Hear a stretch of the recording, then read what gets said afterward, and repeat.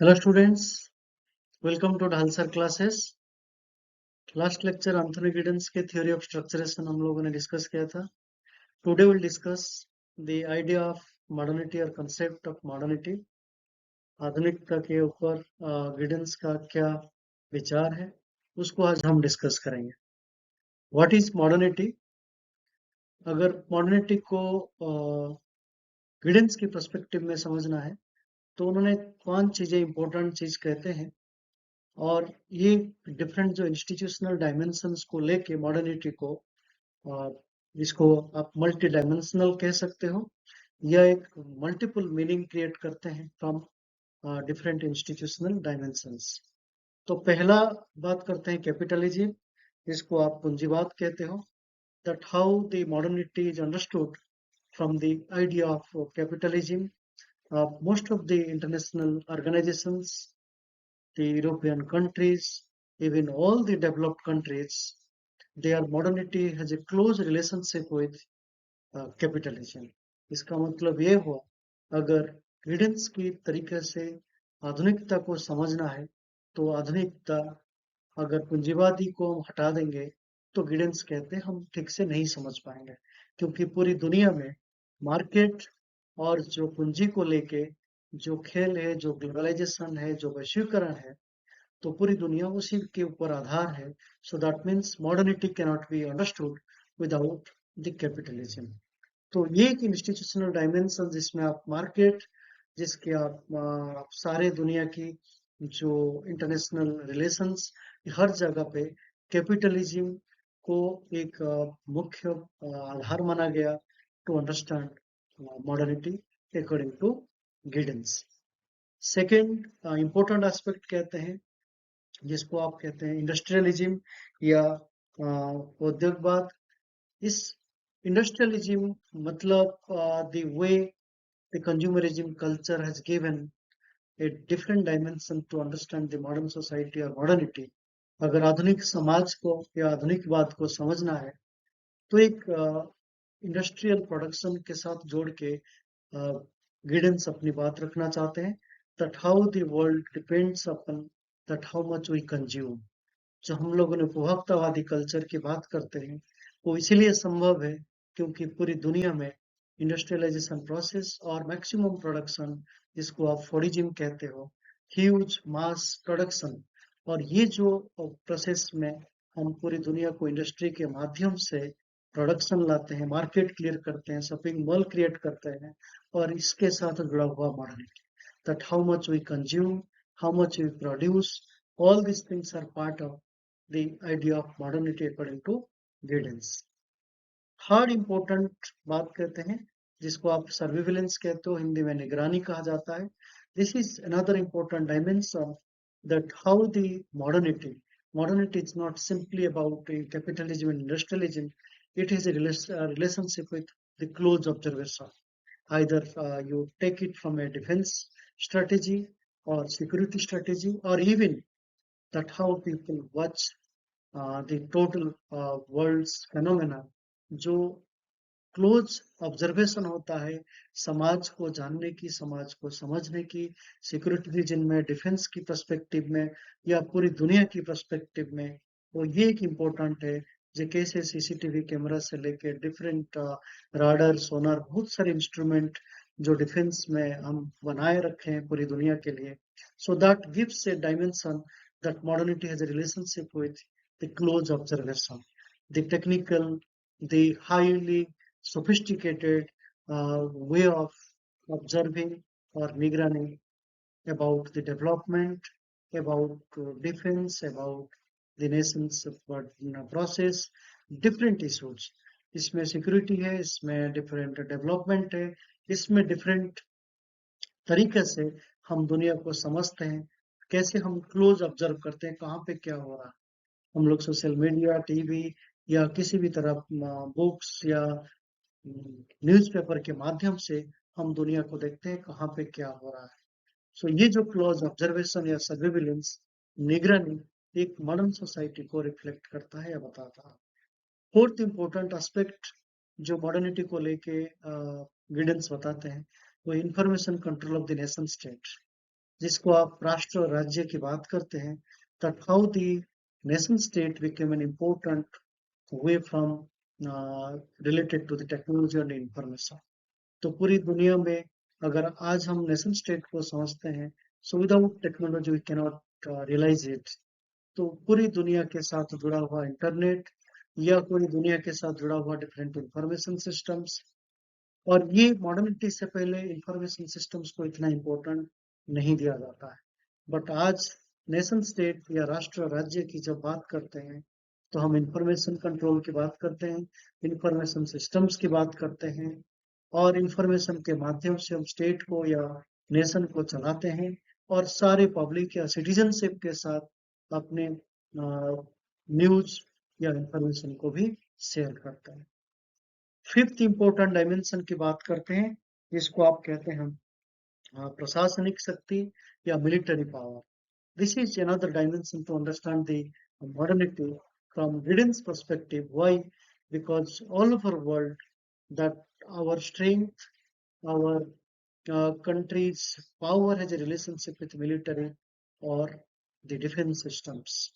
तो पूरी दुनिया में मैक्सिमम अगर जीडीपी हम लोग मिलिट्री पावर या डिफेंस के साथ जुड़े हुए, that reflects that how the modern nation state or modern countries are depending upon military.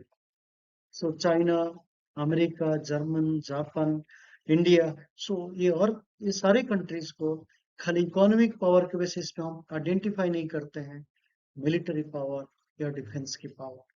ये डिफेंस की पावर इसलिए इम्पोर्टेंट है, that reflects that how that you have a developed defense mechanism to give the security for your border, for your citizens. तो ये भी एक important dimension है जो मॉडर्निटी को गिडेंस के पर्सपेक्टिव में समझता है। So these are the 5 dimensions: capitalism, industrialism, surveillance, nation state और मिलिट्री पावर। तो ये जो 5 चीजों के बारे में गिडेंस बात करते हैं, these are all the important institutions in a modern society. अगर ट्रेडिशनल सोसाइटी में हम बात करते, तो ये जो 5 चीजों के उतना इम्पोर्टेंट नहीं था। वहां पे जो चीज जो ट्रेडिशन के साथ जो कल्चर, जो लोगों की वैल्यूज या लोगों की जो एग्रीकल्चर, ये सारे चीज को इम्पोर्टेंस देकर हम ट्रेडिशनल सोसाइटी को समझते थे। बट गिडेंस कहते हैं मॉडर्निटी को या आधुनिकता को अगर समझना है, तो ये 5 चीजों को, 5 आयाम को समझना की जरूरत है फॉर द मॉडर्न सोसाइटी। और ये जो मॉडर्न सोसाइटी की बात करते हैं Giddens, and it is more dynamic, as I said, that हम प्री मॉडर्न या ट्रेडिशनल सोसाइटी में इतना परिवर्तित या परिवर्तनशीलता नहीं था। ये जितना गतिशीलता या जितना डायनामिज्म मॉडर्न सोसाइटी में है, उतना ट्रेडिशनल या प्री मॉडर्न सोसाइटी में नहीं। Why? Because the institutional change were different, or the institutional patterns were different. Without technology, without surveillance, without the information systems, तो हम लोग सोसाइटी को या इंस्टीट्यूशन को समझते थे। But today in a modern society, that how these systems are dynamic, different computer based technology, mechanized system of information control, defence और missile, जितने भी हम लोग इंटरनेशनल पर्सपेक्टिव में, इंटरनेशनल रिलेशंस में यूज करते हैं, हमारी डिप्लोमेटिक रिलेशनशिप या डिफेंस डील्स, ये सारे चीजों में हम लोग बहुत डायनामिक स्टेज में है, जहाँ पे मॉडर्न सोसाइटी के फीचर्स को बताता है। और ये जो मॉडर्न सोसाइटी में highly intensified and the scope of change, जो मैग्नीट्यूड है परिवर्तन की, जो इंटेंसिटी है परिवर्तन की, जो प्रखरता है परिवर्तन की, ये बहुत ज्यादा है compare to pre modern societies. So earlier जो इंस्टीट्यूशंस था, फैमिली, मैरिज, किनशिप, रिलीजियन या स्टेट, ये सारे चीज में जो परिवर्तन था बहुत स्लो था।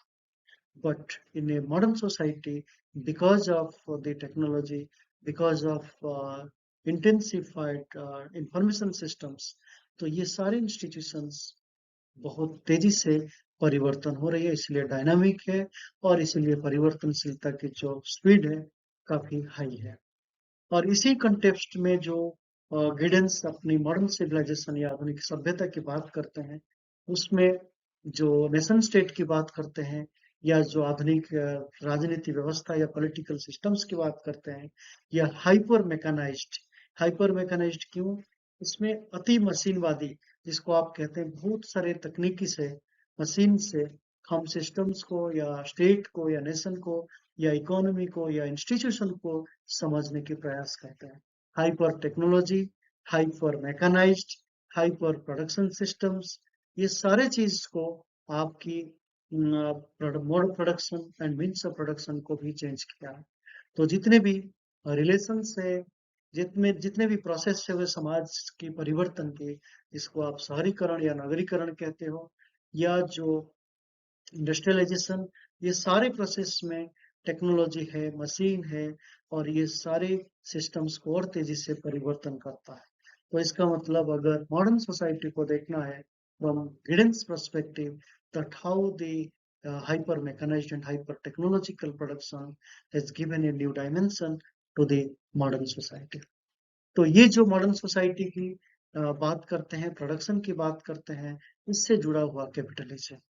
तो पूरी पूंजीपति की एक नई तरीके से, जो हम मार्क्सियन सेंस की जो कैपिटलिज्म था, आज एक लार्जर कैपिटलिज्म, एक मास कैपिटलिज्म, या पूरी तरह दुनिया में फैला हुआ ये क्रांति की तरह, जो कैसे पूरी दुनिया कैपिटलिज्म और इंडस्ट्रियलिज्म के आधार पर बनी है, और ये मॉडर्निटी की फीचर्स है।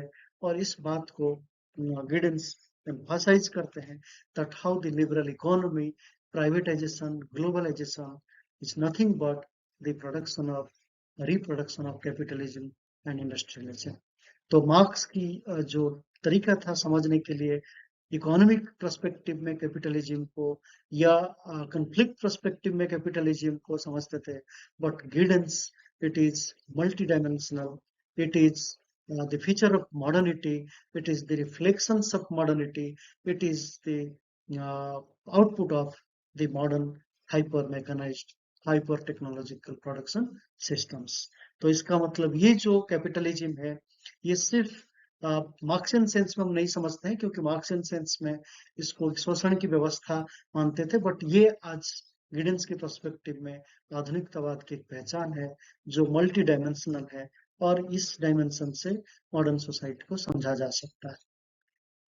इसी डायमेंशन को, जिसको आप मैंने बताया, मिलिट्री पावर, इंडस्ट्रियलिज्म, कैपिटलिज्म, और ये जो पावर सिस्टम्स को, जिसको सर्विलेंस के साथ जोड़ के मॉडर्निटी को समझा जाता है गिडेंस के पर्सपेक्टिव में।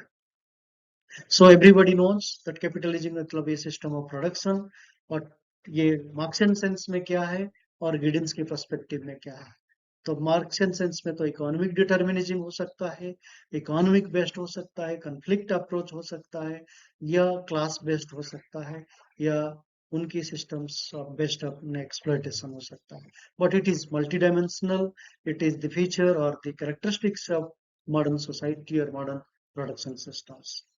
इंडस्ट्रियलिज्म की बात करते हैं, जिसमें हम प्रोडक्शन और टेक्नोलॉजी के साथ जोड़ के डिफरेंट प्रोडक्ट कंज्यूमरिज्म कल्चर को बढ़ावा देते हैं, और पूरी दुनिया इसके आधार पर आर्थिक स्थिति को समझते हैं, that without industrialization we cannot have the economic power. तो अगर आर्थिक रूप में समृद्धि होना है, so industrialization must be part of that modern society. फिर जब कोऑर्डिनेटिव एडमिनिस्ट्रेटिव पावर की बात करते हैं, that how the information systems, monitoring activities, जो स्टेट और नेशन ये सारे चीज को कंट्रोल करने के लिए, even local level to global level, that how the state has used different information systems. फिर मिलिट्री पावर की बात करते हैं, जैसे मैंने आपको बताया, दैट नेशन स्टेट की जो फीचर्स है आज की समाज में, that how much you are developed in military power, how much technology based, highly sophisticated missiles, yeah, defense weapons you have, how you control your state, and also make safe from other countries or other world. So that also symbolizes the modernity.